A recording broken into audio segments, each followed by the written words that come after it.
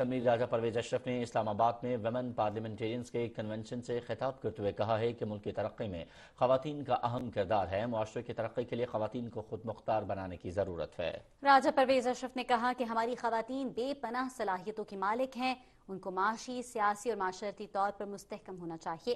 شہید بینظیر بھٹو تمام خواتین کے لیے رول ماڈل ہیں۔ اسپیکر قومی اسمبلی نے کہا کہ ایسی کانفرنس کے انعقاد سے خواتین کو ان کے حقوق سے آگاہی میں مدد ملے گی۔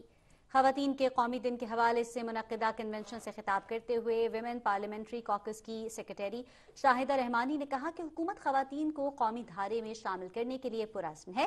Women parliamentary caucus gender budgeting پر بھی کام کر رہی ہے۔ آئندہ عام انتخابات میں بھی زیادہ سے زیادہ خواتین کو آگے لانے کے لیے لائحہ عمل مرتب کریں گے۔ کنونشن میں خواتین اراکین پارلیمنٹ نے بڑی تعداد میں شرکت کی۔